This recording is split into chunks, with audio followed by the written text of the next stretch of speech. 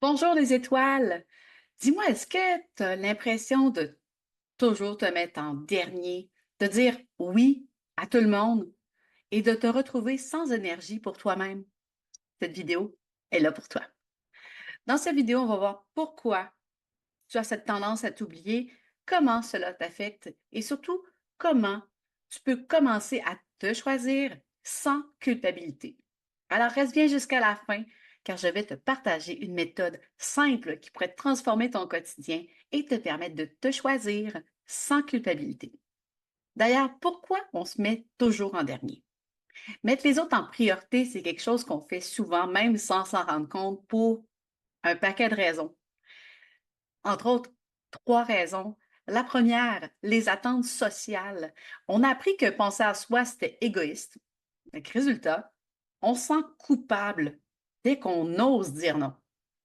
Raison numéro 2, le besoin de validation. Dire oui à tout, c'est une façon de se sentir utile, apprécié, aimé. La raison numéro 3, la peur de décevoir. On a peur que les autres nous jugent si on pose des limites ou qu'on oppose un refus à leurs attentes. Est-ce que l'un de ces points te parle? Laisse-moi te dire une chose, te choisir de un, c'est pas égoïste. C'est essentiel pour être aligné et disponible en fait pour les autres. On regarde tout de suite comment on va amorcer le changement ensemble. Avant d'aller plus loin, je me présente rapidement. Sophie Bergeron, auteure et coach. Ma mission est d'accompagner les femmes et parfois aussi les hommes à se reconnecter à leur identité profonde pour vivre une vie plus authentique, alignée et lumineuse. Si c'est aussi ton objectif, abonne-toi à la chaîne pour ne rien manquer de mes prochains contenus d'ailleurs. Si on parlait des conséquences de toujours se mettre en dernier. Quand tu te mets tout le temps en dernier, en fait, il arrive un paquet de choses, mais tu t'épuises mentalement, physiquement, émotionnellement. Tu donnes tellement aux autres toute ton énergie ben, que tu n'en as plus pour toi à la fin de la journée, et même souvent bien avant. Ensuite, tu te perds. À force de jouer des rôles pour plaire, tu perds le contact avec ton moi véritable qui crie à l'intérieur de toi, qui est désaligné en fait. Ensuite, il arrive la frustration.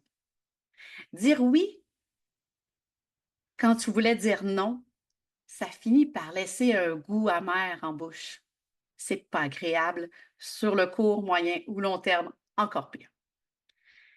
Mais alors, qu'est-ce qui se passe quand tu te mets tout le temps après les autres en dernier? Ben, je l'ai vécu aussi. Pendant trop longtemps, honnêtement, je pensais que dire oui à tout le monde, ça me rendait indispensable. Mais au fond, tout ce que ça a apporté dans ma vie, c'est que je m'éloignais de mon essence véritable. Et puis, je me suis complètement perdue, j'étais désalignée, je n'étais plus vraiment moi-même. C'est en reprenant enfin ma place, en apprenant à prendre du temps pour moi, que j'ai enfin compris que je pouvais être utile aux autres sans m'oublier. Comment commencer à te choisir? Alors, pour inverser la tendance et commencer à te choisir sans culpabilité, c'est assez simple, tu vas voir. La première chose, c'est de prendre conscience de tes oui automatiques. Avant de dire oui, demande-toi, est-ce que j'ai vraiment envie de faire ça? Si la réponse est non, ose dire non. Ou si c'est trop difficile actuellement, la petite astuce, c'est de demander un temps de réflexion après chaque demande. Du style, parfait, j'ai bien compris ce que tu me demandes. Par contre, permets-moi de te revenir rapidement avec une réponse quand j'aurai décidé. Ça te permet justement de pouvoir avoir une réponse qui sera alignée avec toi et tes besoins véritables. Deuxième chose, fixe des moments pour toi dans ton agenda.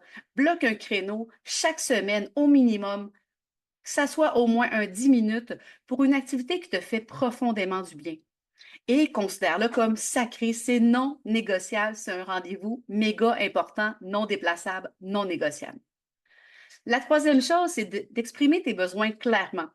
Par exemple, dire je peux pas, ben, en clarifiant, en disant je peux pas aujourd'hui, j'ai besoin de temps pour moi, ça devient tellement plus clair et en donnant une raison, je vous dirais que la grande majorité des cas, plus de 80 des cas, les gens vont dire oui, tu fais bien, peu importe la raison que tu auras donnée. N'oublie pas que chaque petit pas compte.